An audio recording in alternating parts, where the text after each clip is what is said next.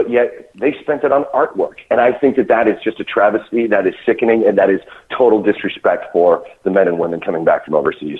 Yes, I agree with you on that.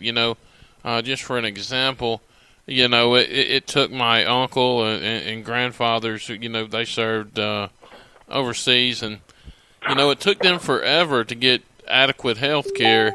And then you have some, people that actually are working, working hard every day, then they get shafted on, good health care. And then you have Obamacare recipients, and it seems like that they have the best health care around. And so I agree with you on there. I think our military does need the best that we have to offer. If they give our lives, they should have, the best, the absolute very best. Absolutely. Okay. Our country does not exist without our military. You're right. Absolutely. And that's another thing. We need to make it stronger as well, I think. Of course. So Sam from Moselle asks, I have relatives that go back to the Revolutionary War. How do you plan on protecting state monuments and saving our flag as well as other Civil War monuments? Well, that's a two-pronged question. I'm running for a United States federal seat, and I will say the very first before I get into this topic is that the federal government should have no say in what Mississippi flies as a flag or keeps as monuments.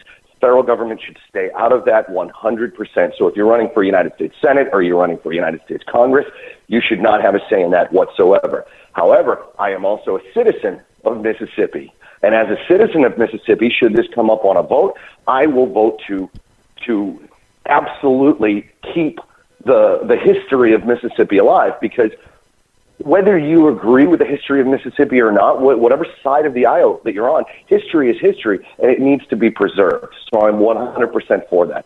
So I live in Ocean Springs, where the flag is a hotbed issue right now. Right. You have a group down here that just sued the mayor and the aldermen, saying that they broke the Fair Housing Act by flying the Mississippi state flag, saying that it tells minorities that they're not welcome here. And that is absolutely absurd. This is a flag that was voted on by the majority of people in Mississippi. And if those that want to change the flag so badly, if they want to do it, then they can do what happened in 2001. They can get it on the ballot. And I'll tell you this. If more people in Mississippi want to change the flag, then that's what's going to happen in a ballot. But I can predict that wouldn't be the case. But if it is the case, then it is the case. Mob rule from the minorities is not the way to go. Whatever the people of Mississippi want their flag to be is what the flag should be. So I stand by the current flag and what the people of Mississippi want. Absolutely. And, I helped when I was a junior in high school that spring. I was able to, help with that and help the Sons of Confederate Veterans. And so that's a topic dear to me. And, when you guys have guys like Stephen Palazzo and Roger Wicker standing there arm in arm with Democrats saying this needs to be in a museum, that's when they need to start getting out of office. I agree. And so, first of all, as federal officials, federal elected officials, a senator and a congressman, they shouldn't have any say in this whatsoever. The federal government should not be telling the people of Mississippi what to do. Absolutely. And honestly, truth be told, even if the flag was to go up to a vote and the people voted against it, let's try to come to some middle ground on what it should be. But until that point, it's our state flag. And it's what the people have overwhelmingly voted for. Absolutely. And so the next question is this. Samantha from Taylorsville writes that Obamacare was a nice idea, but realistically, how do you plan to make it better? Look, Obamacare, I hate to disagree, but I don't believe that it was a nice idea. I think Obamacare was taxpayer subsidies for the insurance companies. The insurance companies are the ones that benefited from Obamacare. Now, a few Americans did benefit, but the majority of Americans are seeing increased premiums that are beyond their means of paying. Out in California, you have 300% increases in healthcare payments, and that's spreading across the country. Here in Mississippi, I think it was 16% last year.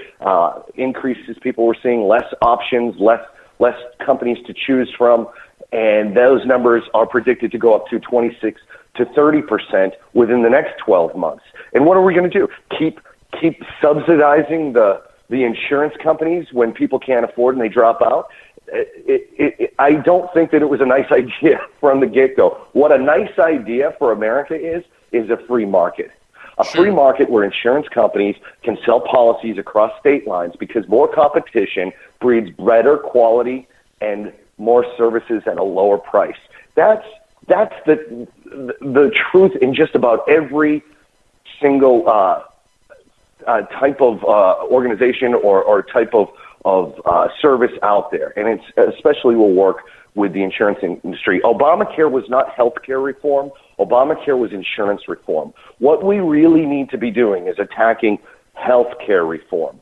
And the root of the problem is skyrocketing healthcare costs. If we can mitigate the healthcare costs, we mitigate the risks automatically to the insurance companies, therefore lowering the insurance premiums. So that's what we really need to be focusing on, is mitigating the risk to both consumers and the insurance companies by finding ways to lower skyrocketing healthcare costs. All right. And I've got two more questions for you. These just come in. And so, you start talking with politicians and people want to know, you know what I mean, Brian? Yeah. Oh, yeah. All right. So Kenny from Ellisville asks, it seems like the establishment here in the state of Mississippi is being controlled by Haley Barbour. Now, when you look at that, they have a certain group of people that they want in their respective areas.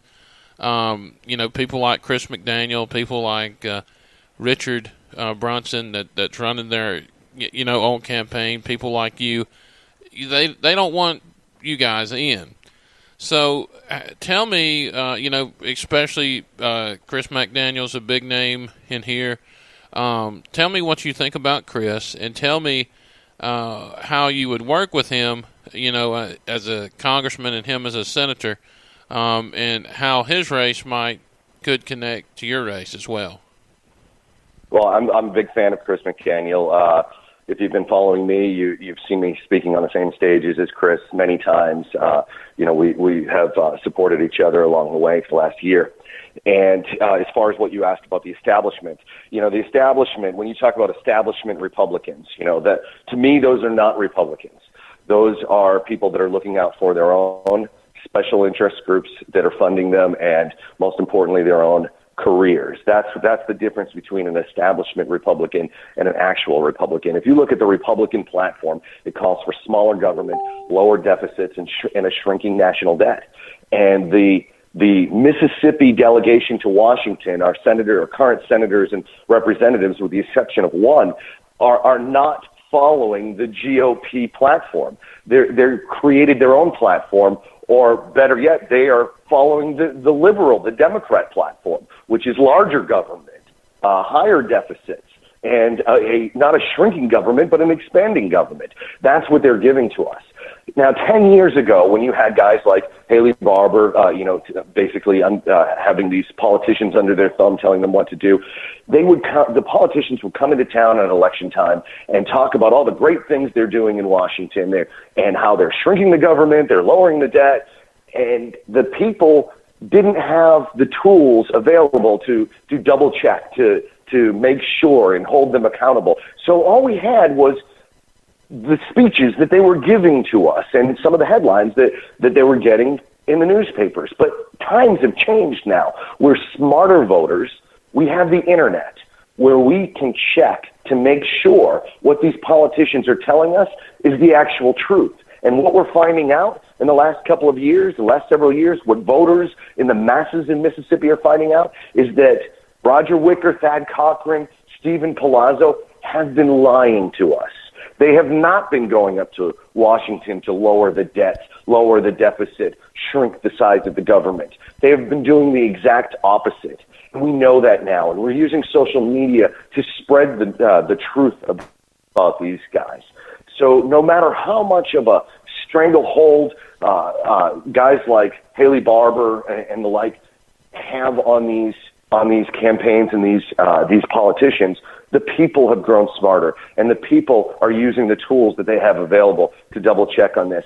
And I think you're going to see a very, very different outcome in the Republican primaries, where we're going to replace these establishment Republicans with true conservative Republicans like Chris McDaniel and myself.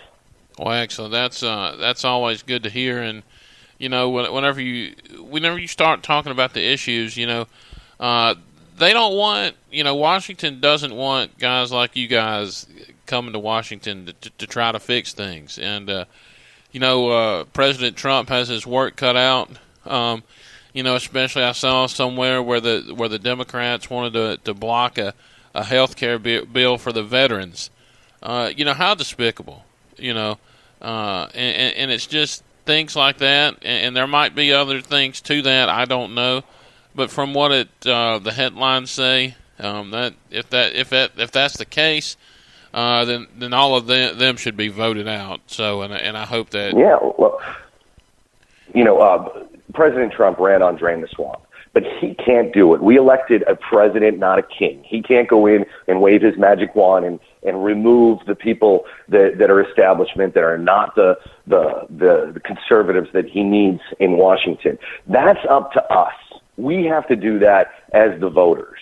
We have to help President Trump drain the swamp, because if we don't do it, then he's stuck negotiating with the Mitch McConnells and the Paul Ryans, who are not going to give them what he's asking for. He asked for severe cuts over the last two spending bills, and they didn't give them to him. So all he can do is deal with the budgets and the bills that come to his desk. And unless we as the voters start replacing these establishment Republicans with real conservative Republicans, then we're going to have a problem. Look, that number is growing. The number of conservatives like Chris and like me are growing in Washington. We've got over 100 of them right now. I think about 125 true conservatives in the House of Representatives. About 100 of them have voted consistently against these omnibus spending bills that are just breaking the backs of American taxpayers. And that number is growing every single year. We here in Mississippi are the most conservative state in the entire country, and we should be leading the way of sending people to Washington that are going to say no to these omnibus spending bills. They're going to say no to higher deficits and no to frivolous waste, fraud, and abuse of our tax dollars. We just had tax cuts, and that's a great thing. I will always vote for tax cuts. But at the same time, you need to cut spending, because if you're not cutting spending and you're continuing to cut taxes, all you're doing is guaranteeing that 5, 6, or 10 years down the road, massive tax increases, and I'm talking about massive Bernie Sanders type tax increases, what he wanted. We're going to get that if we continue to spend the way that we're spending right now. Absolutely. And again, Brian, thank you for coming on the show today, and we look forward to talking with you in the weeks to come. And so, Thanks for having me. I just want to give out the website if anybody's interested in learning more. It's roseforcongress.com. That's Rose, F-O-R, Congress.com. And, we need all the support that we can get. You can volunteer to be a part of the team there. We're traveling the district every single day. We were in Hancock County yesterday, Harrison County yesterday morning. We'll be up in Forest County this week. We'll be up in George County this week, and we keep going back and forth to Jones County. So we're all over the district, and I'd love to meet as many people as I can. You can get in touch with me through the website or through our Facebook page, which is facebook.com/Rose for U.S. Congress. So I'd love to have as many people jump on board, as a volunteer, as a donor, however you want to help out. This is a team effort. If we're going to destroy the swamp and drain that swamp and replace the establishment, then we need all hands on deck. And I appreciate you having me on this morning. Hey, thank you, and looking